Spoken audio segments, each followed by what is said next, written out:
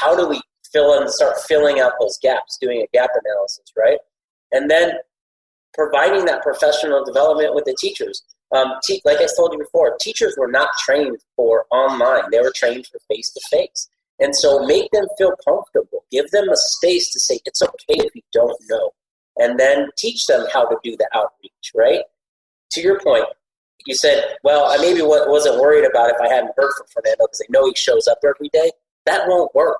So how do I connect with him? Maybe I need to send him an emoji text, something simple that just to get him to respond, meet him at his level. And that type of professional training is going to be key, even to the grading, right? How do I grade? How do I give feedback to students that are virtual versus face-to-face? It's a huge difference, each model. And so I think the districts that are doing well and the districts that are struggling are looking at that. They're taking a situational assessment and they're saying, okay, we're going to provide these teachers with support, and we're actually learning from the parents and the students on what they fear. And I think that's what for-profit, if we looked at, have done well throughout the year because they've had to. This episode is brought to you in part by Chief Digital Marketers, the leading marketing agency for higher education and healthcare companies. Chief Digital Marketers ensures alignment between your marketing strategy, customer journey, and call center operations to guarantee qualified leads that turn into revenue at scale. To learn more or to get an audit of your current marketing initiatives, please visit chiefdigitalmarketers.com.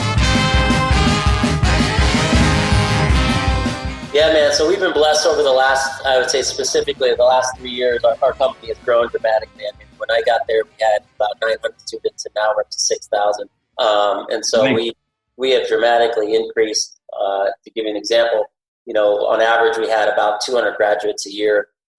Year to date, we're about 2,100 graduates.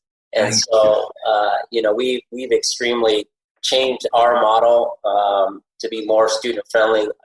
We did exactly what I talked about earlier about looking at it from the student life cycle perspective and saying, what do they see? I mean, I went and sat with students. I sat with parents. I sat with academic coaches, and I said, give me your pain points. Show me what you like, what you don't like, and we went through that process. And so luckily we're years ahead, right, and we're prepared for that.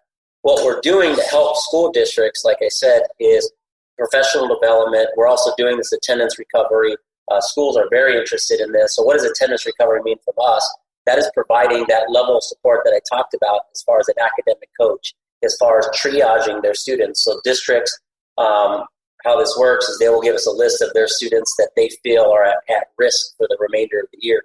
We will contact them or their parents, depending on their grade level, triage them and say, okay, what's your grade? Have you found classes difficult? Do you have a plan after school, yes or no? Have you been able to contact your teachers? We take those answers and we triage them at a different level. The highest level requires the most amount of touch points. And we then take a differentiated approach based off of, like I said, meeting the student where they're at. Maybe that's through social media, whether that's through text message, whether that's through phone calls. And we're there literally acting like the parent. And not because maybe the parent doesn't want to, but maybe just to your point. They didn't teach online. How did they know? Right. And so we're playing that person for that student to say, oh, you haven't heard from the teacher? Hold on. And I'm picking up the phone and I'm calling the district and saying, Fernando hasn't heard from his teacher. How do I get him on the phone?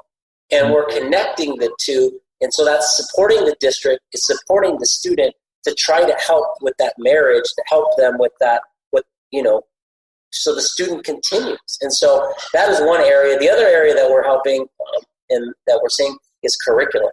People have not had to write curriculum for online. Writing curriculum for online and writing curriculum for in-person is a lot different. It's not the same. Right. In person, you can get away with a little bit more loosey-goosey, let's have a conversation. I have to write something for you to see, whether you see it at 2 a.m. or whether you see it at 1 p.m, and I'm not around to explain the context of it. And I have to do that according to state standards. And so most teachers don't know how to do that. They've never been taught how to do that. So we're trying to provide those pre-written assignments, those pre-written toolbox, if you will, to get these school districts up and running in the most efficient way, and try to help fill out some of the gaps and catch them up to the K-12, to catch them up to the charter schools where they really haven't, needed to focus on that. That's good stuff. That's real good stuff. We're offering free, we're trying to do our part also. It's not just about business. It's also about education in general. We're offering free webinars. We're offering free, anyone can pick up the phone and call me. I'll talk to any administrator and say, hey, let's bounce some ideas up, because it's about the kids. It's about educating. I'm getting calls constantly from my friends and their parents about, what do I do with my kids? What should I even look for? What does the accreditation look like, in secondary, and those type of questions. Policymakers. So there's a lot, and it can make your head spin. I'm sure George is having fun. He's like, oh. But I hope you can tell the passion. I'm just happy. I just want to have these kids succeed, and anything I can do to get them there is what I'm about. Yes. So as you guys kind of grew really rapidly, and then transitioned into this kind of COVID environment, pandemic, was there anything you guys had to do with admissions or enrollment, right? Training or messaging to kind of prepare them to deal in this time? No, like I said, fortunately, we've been doing this for the last 3 years as far as online. But we are moving into the higher ed space, as far as, credit recovery, where we're taking some programs and we're taking their students that have dropped and we're getting them back into school. So I would say, yeah, there's some training there. I know I spoke to you. I reached out. I try to surround myself with experts. So, you get in touch with you to say, okay, well, what is needed? What does that message need to look like? And really training our ECs and enrollment counselors to be able to have that message. But I think the biggest thing is clearing up the uncertainty for the students. And that there's already uncertainty, right? It's always about financial aid. It's always about, what does this look like? Well, absolutely. Imagine that on steroids now with COVID. Right. So it's training them how to get that through and have small milestone conversations to be able to make sure that we're pulling the student along, not pushing them. This episode of the Higher Ed Podcast is brought to you in part by Engine Systems, an active performance and growth management company for the higher ed space. Engine Systems provides extraordinary insight, develops data-driven strategies, and works in conjunction with your institution to bring about the results and outcomes you need to expand your mission to more and more students. Engine Systems focuses in 5 distinct verticals: admissions training, CRN implementation and utilization, media management, call center operations, and active performance and growth management, which covers everything from staffing to budgeting. To learn more about Engine Systems and schedule a free discovery call, please visit our website at engine.systems.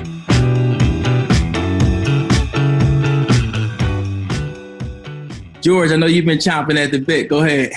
Yeah, no, I'm very curious to talk a little bit more about the transition from K-12 to college. And, we've been talking to a lot of different people on the podcast. We work with a lot of different colleges, and a lot of them are kind of getting it in terms of the admissions process for new students.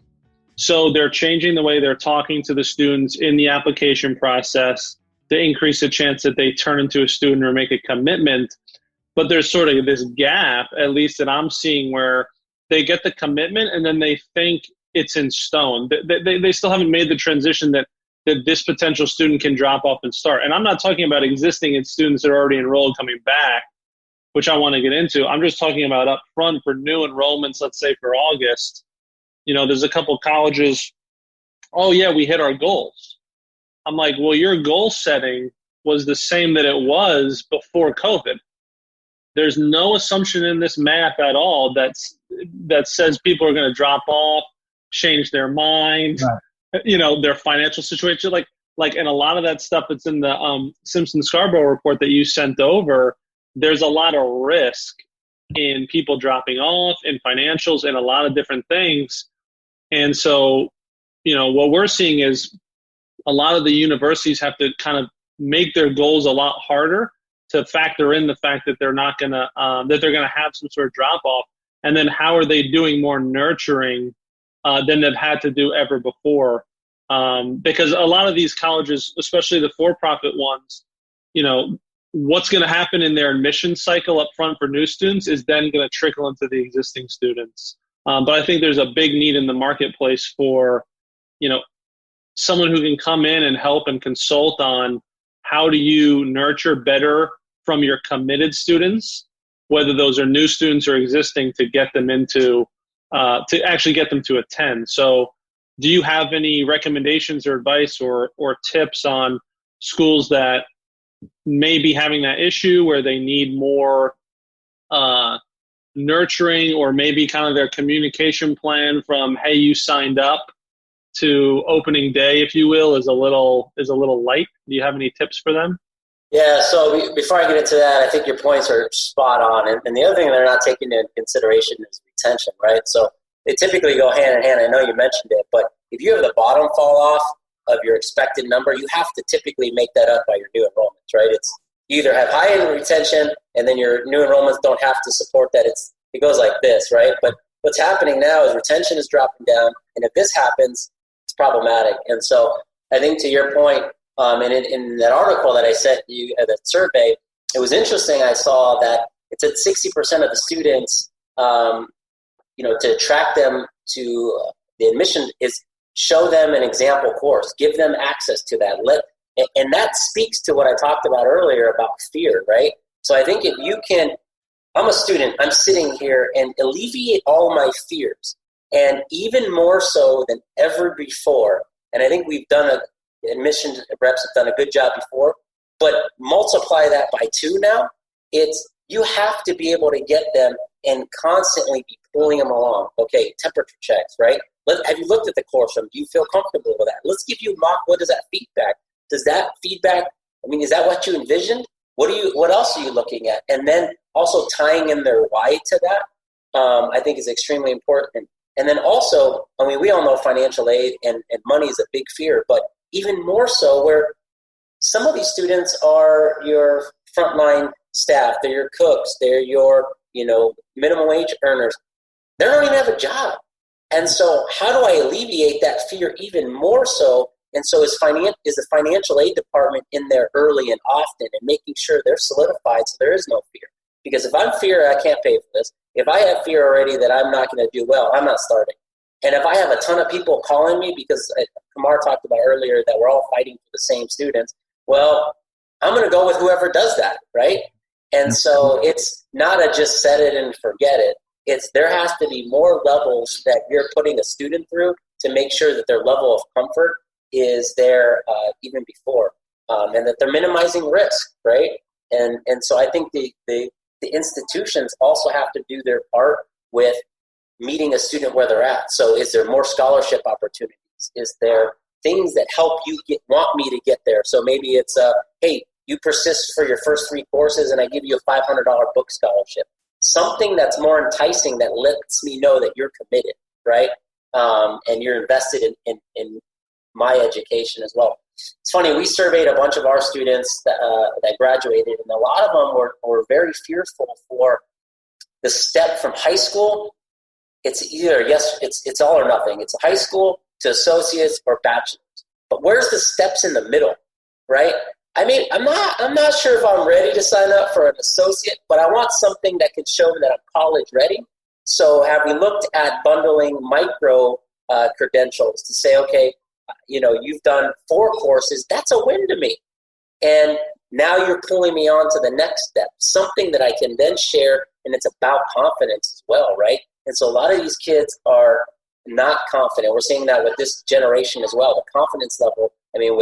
With Snapchat and all this other, everything is fake, right? So their confidence is way different. And now that we have to help build that up and show them that there's a path. So a lot more than what you asked for, but I definitely think that, to your point, they're going to have to do a lot more to be able to be competitive.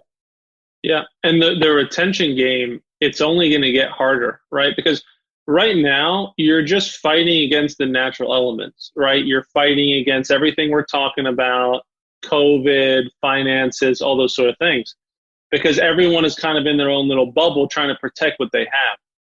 But the top echelon schools, and I mean that in terms of the ones that are executing and aren't as worried,